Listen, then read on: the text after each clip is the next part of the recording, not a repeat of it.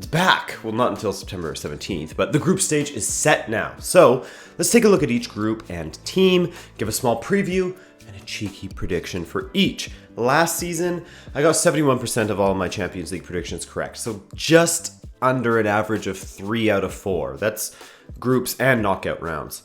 I've definitely seen worse, but I wasn't happy with it. We're always striving to get better, so let's get started. Group A consists of the champions of France, PSG, alongside Real Madrid, Club Brugge, and Turkish champions Galatasaray. Let's start with PSG. The Champions League has been a tricky endeavor for PSG. Despite all of their investments over the years, they haven't been able to make it past the quarterfinals. They've gone out in the round of 16 in the last 3 seasons alone after dropping out of the quarters for 4 seasons in a row. Their UCL performances have regressed a bit, despite attacking talent and a slew of different managers. Emery, Ancelotti, and currently Tuchel. Notice I said attacking talent? That's because they tend to have imbalanced squads. They can attack in spades with players like Mbappe and Cavani, Di Maria, etc., but there's always been problems in defense and at times in the midfield as well, ultimately leading to their downfall. Last year, their downfall came thanks to a late penalty against United, a shot that was headed to the stands and struck the arm of Kimpembe. Right call, unfortunate circumstances for them, but PSG really should have put that match away in front of their own fans before it even got to that point. Liga is an afterthought for PSG these days. They've won 6 of the last 7 titles, so the final frontier is the Champions League, which is why I wasn't completely convinced with Tuchel as a signing. He doesn't have the pedigree they need to push them to the next level in Europe, at least. That guy would have been Ancelotti, but I mean, he was sacked and clearly wasn't backed by them. And I digress, and I apologize for that rhyme. But this is simply a group stage predictions thing, and PSG will make it out, likely in first place. Real Madrid.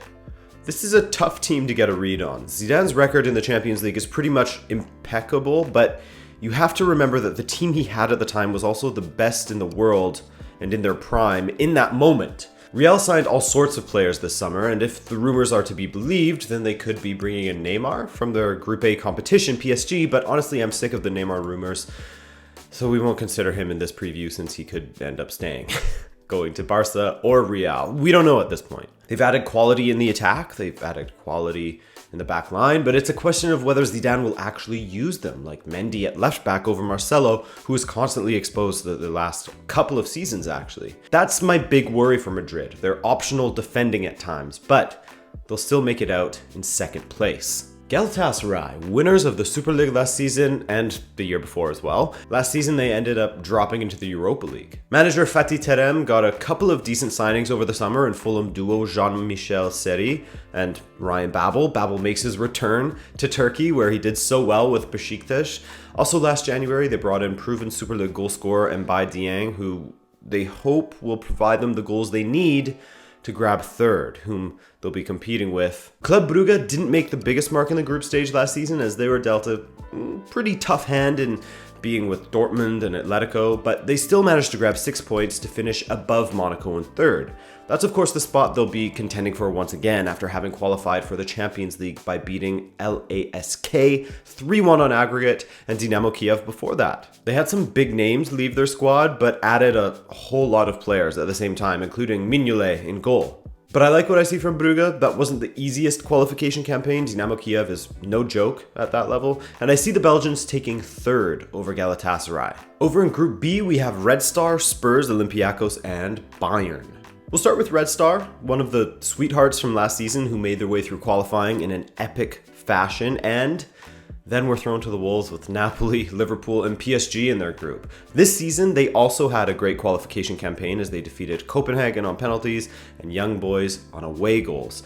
In by the skin of their teeth, but clearly a team that has insane spirit. Much of it derived from their raucous home ground, the Maracana of Serbia, where the atmosphere is just insane. The fans roar there like a cavalry charge. They have an incredible keeper in Borjan. They also have Marco Marin, which is interesting, of course.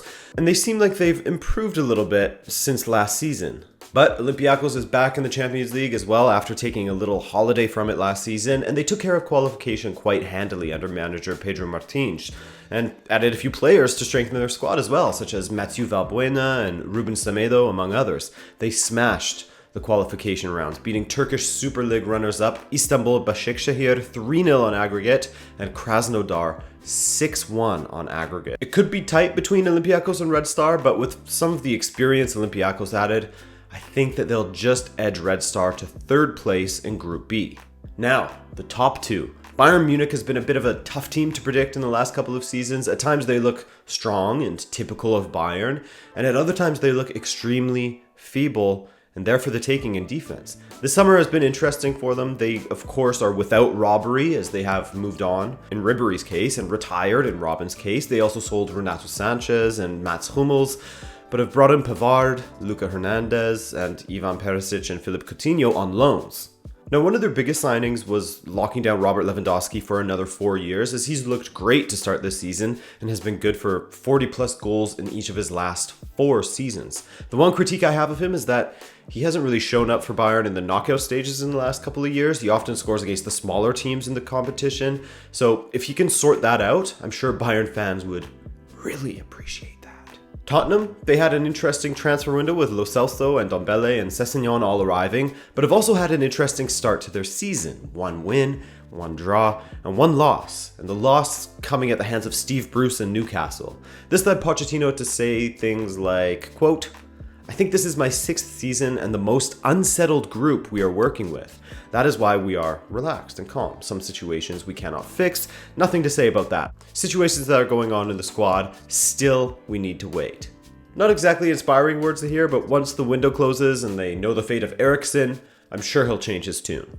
Spurs clearly have talent, and take it from me, bet against them at your own peril, because the jammy dudes will get over the line somehow with a goal being called back from Aguero's foot being inches offside, or a Lucas Moura masterclass and a 96th minute winner just seconds from elimination. So Tottenham should be able to make it out of this group, but they'll do it in second.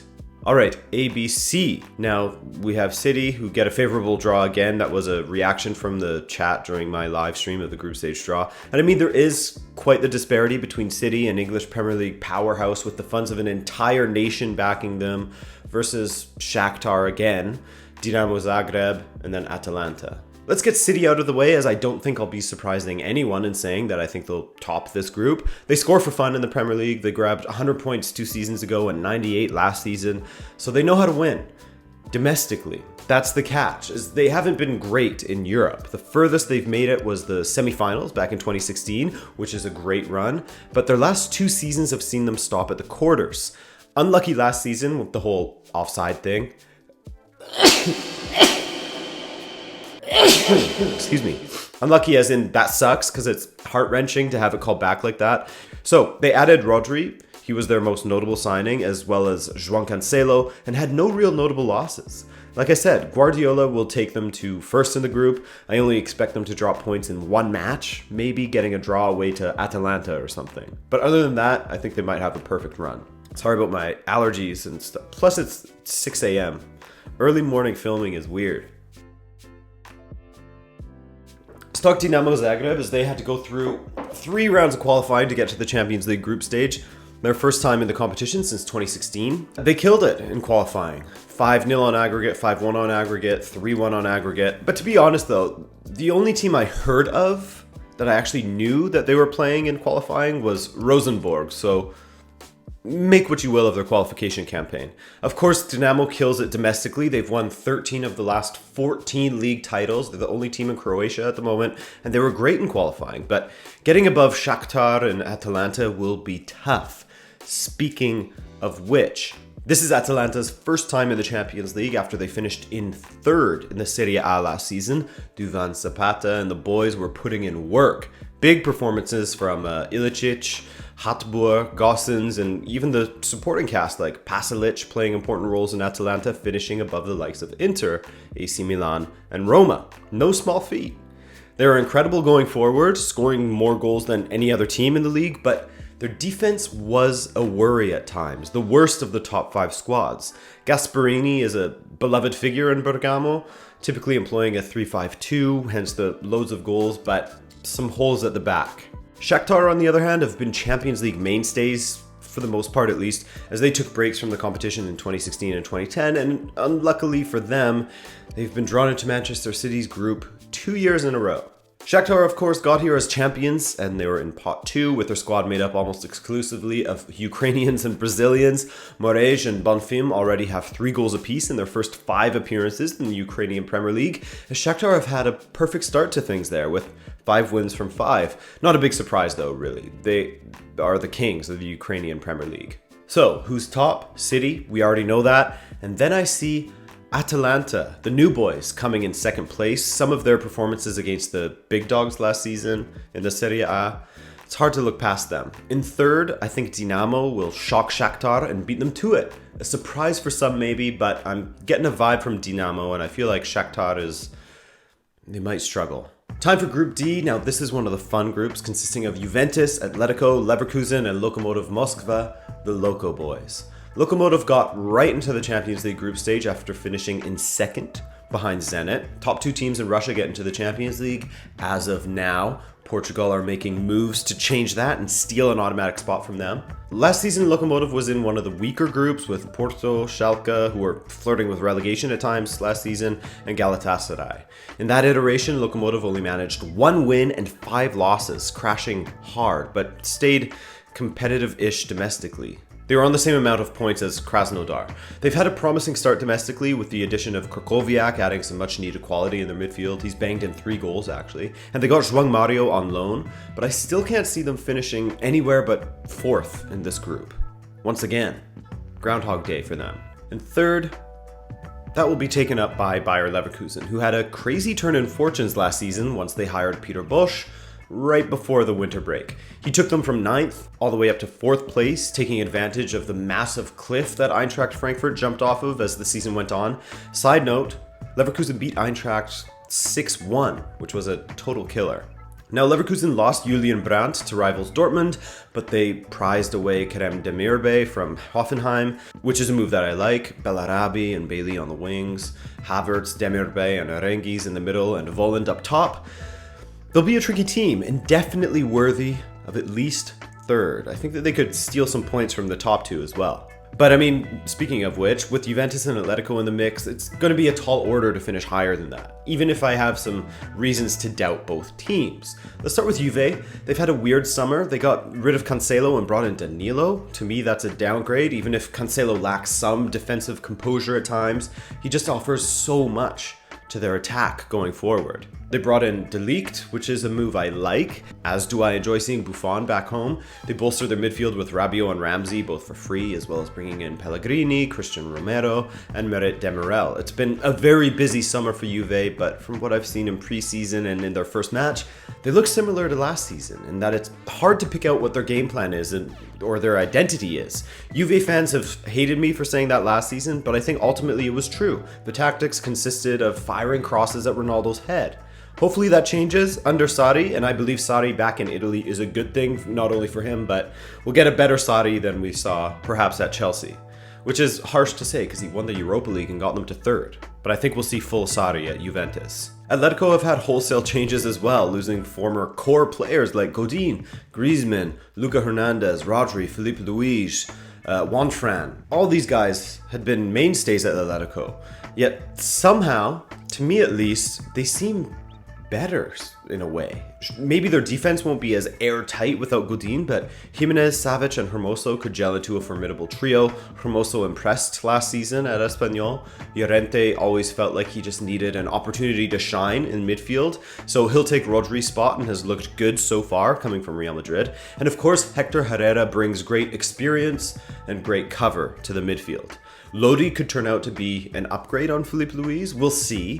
One Brazilian left back for another. And Kieran Trippier was clearly brought in to whip balls towards Morata's head a la Azpilicueta. Oh, and then there's João Felix, who is clearly an improvement on Griezmann. I'm kidding. Am I though? Yeah. I mean, saying he's an improvement in this moment is obviously a stretch, but now the world will get to see what we Benfiquistas saw. He's shown signs of brilliance already. We'll see. Still young. But I mean, perhaps Lamar will be the main game changer for them. He didn't have a great season last season, but this year could be better. Neither Atletico nor Juve seem to be at their peak right now. Both are in the midst of getting a new identity, but for my money, I'm going with Atletico in first, Juve in second, then Leverkusen and Loco. Okay, we're officially halfway finished, and now we have Group E, where defending champs Liverpool will have another two-legged rematch with Napoli, who they were also paired with last season, as well as Europa League troublemakers RB Salzburg and Belgian champs Genk. I fully expect Liverpool to come out on top in this group. There shouldn't be too many problems for them, but I don't expect too many blowouts in this group either. The quality is there from all of the teams in their own way. I mean, I'm not sure how much I have to say about Liverpool, really. One thing that has struck me about them this season is that their defense seems to be just slightly less than what it was last season, thanks in large part, of course, to Alisson not being on the pitch at the moment. Not only does the ability of the keeper matter, but the organization and the mental aspect of knowing that you have an incredible shot stopper for the defenders, that makes a huge difference. But I mean, you could counter that with their attack, namely Salah looking solid. 5 goals from Salah, Mane and Firmino. Salah being back in form is the biggest thing for me, as he had an extremely slow start last season, yet still put up the numbers. So yeah, more of the same from Liverpool, both literally and colloquially, as they barely made any changes to their squad. They got rid of a few guys like Sturridge, Moreno, Mignolet. Napoli, they looked as if they had really improved their defense, bringing in Kostas Manolas to partner Koulibaly, and they may have done so, but they leaked 3 goals against Fiorentina. Still won though. Manolas will slot in for the departing Albiol. They improved their attack as well by finally prizing Hirving Lozano away from PSV. Dude was linked with a move away from there every window. Their attack looks great. Callejon and Insigne really linked up well in their opener against Fiorentina. And I think even more so than last season, I think that this is the season of Insigne. I think he's going to have like an Immobile 2017-18 type season. You know what I mean? I think he's going to be dominant. Ancelotti will be disappointed that Napoli dropped to Europa last year. They sort of threw in the towel once that happened, it felt like. And I'm interested to see if he can work his Champions League magic, and if so, to what extent. I don't think they're gonna go that... What am I even doing? This is group stage predictions, not the entire competition predictions. Napoli's gonna get in second. Okay, now for the battle for third between Salzburg and Genk. Genk, as I said earlier, were of course the champions of Belgium ahead of Club Brugge, and so far this season they've had mixed results. 3 wins and 2 losses, which isn't the worst, considering they're just 3 points off at the top still. What's promising is their striker Samata, 5 goals in his last 4 appearances, but defending has been an issue for Genk, which worries me when you get into the Champions League and you're going up against teams like Napoli and Liverpool. And Salzburg to an extent, because Salzburg and their coach Jesse Marsch, the first American to coach in the Champions League, he took over for the outgoing Marco Rose, who is now at Borussia Mönchengladbach. Marsch will have it tough, as Salzburg lost a main goal threat in Munis Dabur, who left for Sevilla, but that hasn't stopped them from lighting up the league so far. 5 matches, 5 wins, 22 goals scored, 3 against. In preseason friendlies, doesn't mean much, I know. They lost 5-3 to Chelsea and 1-0 to Real Madrid. I loved the signing of Erling Haaland, who has scored 7 goals in 5 appearances. Dabur who, you say? And I think that Salzburg's potency in front of goal will see them get 2 important results against Genk in order to take third and drop back into the Europa League, unfortunately. But hey, they're taking this step by step, season by season. So to review, Liverpool in first, Napoli second, Salzburg in third, and Genk in the rear. What? Hot under the lights. Group F, I know this is the one you've been waiting for. I know that, because this is the annual group of death. In past seasons, there hasn't always been just one bona fide group of death. Sometimes it's up for debate, but this is it, Chief. Barcelona, Dortmund, Inter, and Slavia Praha. I think it's fair to say, as unfortunate as it is for them, but a big RIP to Slavia Praha. They had a decent run in the Europa League last season, but this is a completely different story. What I can say about them is that their fans are going to have an incredible time traveling to the beautiful cities of Milan and Barcelona, and that the stadium experience in Dortmund will be brilliant as well. Besides going to the match at Estadio de Luz, Signal Iduna Park is second on my bucket list. I gotta go there. I gotta be in that yellow wall. So yeah, Slavia Praha, I mean, even their qualification campaign was nothing to really write home about, as they only had to go through Romanian side CFR Cluj. I don't know. I don't think I need to really convince anyone that they will finish anywhere but 4th. Who knows? Maybe they'll have a blinder and get a draw in one of their games or something like that. We'll see. So, Barcelona, for the second season running, they let their lead from the first leg of a knockout tie go to waste and fell on the wrong side of a remontada. And that, my friends, is a mentality problem that is very difficult to get rid of. It seems like once they get that fear in them, once doubt starts to creep in, they start to crack. They fail to rally. But I don't see that happening in the group stage, especially after all the money they spent this summer to bring in guys like Griezmann, Junior Firpo, Frankie de Jong, possibly Neymar. They tooled up quite a bit. On top of that, they're expecting big things out of Ousmane Dembele. I'm getting that vibe from a lot of Barca fans this summer. But as much as I want to believe in him and as much as I rate his ability, he just doesn't seem to enjoy football enough to take it seriously. I don't buy that he is absolutely in love with the game and wants to become a top player. His latest injury debacle being a prime example of that. Or maybe, to be fair to him, maybe he's just one of those guys that, how to put this nicely, one of those guys that needs a lot of guidance in life, and I guess he just isn't getting that with his current setup. So I'm not sure why this turned into a Dembele chat, but he just frustrates me because he's clearly so talented, but I don't know. Dembele's former team, Dortmund, on the other hand, seem like they have picked up where they left off last season and in fact have continued to improve. It certainly helps bringing in talent like Thorgan Hazard and Julian Brandt, as well as upgrading their defense with Nico Schulz and Mats Hummels. Both solid signings in my opinion, especially Schulz down that left flank. Know how I said it's the year of Insigne?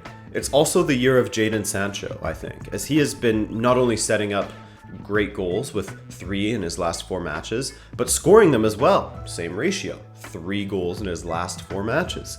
Defending was a big problem last year for Dortmund, and Hummels, with his experience and ability, I'm still a Hummels believer personally, I think they will address that issue quite well. 2 goals conceded in their first 4 competitive matches, including a clean sheet against Bayern Munich. Not bad at all. That's a good start. And Inter, well, this is another team that has had some massive changes, both in the incoming and outgoing department. The biggest and best change they made was signing Antonio Conte, a man who knows how to win a Scudetto, and he's done it abroad also. So as far as player transfers, they got Godin on a free, good signing, despite already having De Vries and Skriniar. Romelu Lukaku signed from United and scored in his competitive debut against Lecce. Highly sought after youngster Nicolo Barea, some guy named Alexis Sanchez that used to play for Udinese, I think. Politano. Inter went crazy, to the point where they could afford to loan out Ivan Perisic. I guess if Icardi won't be playing much, then there's no need for Perisic to provide him with the assists, right? I'm joking, I know that he does more than just setting up Icardi, but will Inter be able to do more than finish in 3rd place? It's a difficult group to call, with Barcelona and Dortmund in the mix as well. Barcelona, in my opinion, will take 1st, and I really think that this Inter team is going to cause a lot of problems, but I think ultimately they'll finish in 3rd. But it's going to be close. I wouldn't be surprised if they even ended up on the same amount of points as 2nd place Borussia Dortmund. It's going to be tight. And if Inter do drop down into the Europa League, I think that they could win it. The one area of Inter that sort of causes me to worry is their midfield. Their defense, I think they'll be good. In the attack, I think they'll be good. But in the midfield, I'm not convinced. Okay, Group G, Zenit, Benfica, Lyon, and Leipzig. Now this is a group that is difficult to call, maybe the most balanced group in the entire draw. Let's start with my team, Benfica. I hate more than anything, to predict how Benfica is going to do, especially in Europe. I feel like just saying what I want makes the universe snatch it away from me, and when it comes to Benfica in Europe especially. Now, I'm a massive Bruno Lage supporter, but it's hard to understand how he is in cup competitions in a sense. I like to believe that for the most part last season his main priority was to take the league back in our own hands and forget the rest. I like to believe that's what he was doing because we crashed out of both domestic cups as well as the Europa League. Controversies aside, like the offside goal for Frankfurt, etc., we weren't great in any of those competitions. And I think that he made some clear errors in selection. He did also have some problems with injuries as well in some of the competitions. Seferovic got injured at a pretty crucial time, but this past weekend showed that maybe the starting 11 was a little too comfortable and we're in need of figuring out what to do with our attacking partnership up top and our 2 central midfielders in absence of Gabriel. And the defense looks like it's there for the taking at times, sometimes showing its age with the likes of Ruben Dias, Ferro, and Nuno Tavares back there. All young guys, all from the academy, which I love to see, but could use some experience in that back line. But all that said, When this Benfica team is clicking and everything is in sync, we could beat anyone in this group. Lyon is an interesting team as they were everyone's immediate favorites during the stream, and I get that. You can make a case for anyone to finish top or bottom in this group. Lyon had a decent run last season, eventually falling to Barcelona, but at one point it was very hairy for Barcelona. Then they cleaned it all up and Lyon was out. Lyon started well in Ligue 1, getting a 3-0 win against Monaco, who is, well, and then smashing Angers 6-0. But they followed those two wins up with a 1-0 loss to Montpellier, which makes things, tough to get a grasp on. Their attack looks decent, though I feel like they could be inconsistent in that regard at times. Their midfield looks strong, and their backline looks fairly decent as well. And my guy Anthony Lopes in goal is a solid shot stopper. A solid shot stopper. RB Leipzig has a new coach and former Hoffenheim manager Julian Nagelsmann. This will be a big test for him, with more money at his disposal and a much stronger squad. Timo Werner seemed like he would be that guy for RB Leipzig, but suddenly last season, Youssef Poulsen decided he wanted to be their most important attacker, and so he made it so. Oh, and Sabitzer is threatening to have an incredible season as well. They're actually off to a perfect start in the Bundesliga with 2 wins, 6 goals scored, and just 1 goal against. We're only 2 matches in, but 2 matches in and that 3-4-3 is looking decent for Leipzig. No, it's funny, they lost to Aston Villa 3-1 in preseason, which is just a random fact and shouldn't be considered for anything, but I just thought it was interesting. And finally, Zenit St. Petersburg, the champions of Mother Russia, back in the Champions League after 3 seasons in the Europa, and ensuring everyone in their group will have nice, long travel days to wear them out, going all the way to St. Petersburg. Know what's great about seeing them back in the Champions League, though? We get to see the hero of the 2018 World Cup, Artem Dzyuba. He's actually had a great start to their season. After 7 matches, 4 goals, and 3 assists. And it's nice to have a strike partner like Iran Sardar Azmoun. Remember him? He was highly sought after for a while there. And yes, they still have Branislav Ivanovic in defense, still starting every match and probably still providing me with PTSD from the 2013 Europa League final. Oh, and they signed Malcolm from Barcelona for 40 million, though he's only played a grand total of 64 minutes so far, 2 substitute appearances as he's been injured. Okay, so what to do with this group? 1, if you think I'm not going to back my team, then you're insane. Would you bet against your team? Come on, bruh. I think Benfica can get out of here in second, for sure. Zenit, I see them getting last place in this group. Lyon and RB Leipzig are left. I think that Nagelsmann organization will lead Leipzig through in first, and Lyon will drop into the Europa League. But I think this is going to be one of those groups where the top team has like 9 points. Second and third will be on the same amount of points. It's going to be tight as hell, I think. Harsh on Zenit, but this isn't the same Zenit team that had like Hulk and Witzel and stuff. Okay, finally, the last group, guys. Chelsea, Ajax, Valencia, and Lille. Now that is a tasty group as well. That's another fairly balanced group. The one team that I have major doubts about is Valencia, though, as that club is in a bit of a weird moment right now. They're making Rafa Benitez cry, in case any of you are signed up to The Athletic. They didn't actually make him cry. They just saddened him how they're running that club at the moment. They seem like they were in pole position to elevate themselves from their Copa del Rey win last season, but it's looking like they may regress a little bit this season in comparison to the last. I mean, there were signs that it could happen with how many draws they were getting and their failure to close matches out. Their biggest move this past summer was bringing in Silesen and letting Neto go to Barcelona. I don't know if that's an upgrade or not, to be honest with you. Maxi Gomez also linked up, but I get the feeling that Valencia is going to end up in last place in this group. Lille surprised most last season with how good they were in Ligue 1. Certainly surprised me, as they finished in second place with guys like Nicolas Pepe and Raphael Leão catching headlines. Well, those two are gone now, but in their place, they have brought in Renato Sanchez and Victor Osimhen, who has had a great start to his time at Lille already, as well as Tim Weah, who was solid at Celtic on his loan, and just needs experience at this point. The kid just needs minutes, much like Renato. There's definitely going to be some adjusting to do at Lille, as they also lost Thiago Mendes to Lyon. But with the reinforcements they brought in, I think that the final 3 matches of their group will see them pass Valencia and latch onto third place. Could be a little bit of a slow start for them in the Champions League, but they'll rally. Now, Chelsea, back in the Champions League after winning the Europa League against Arsenal in the final, and they of course have a new inexperienced manager and Frank Lampard taking the helm while the club had a transfer ban.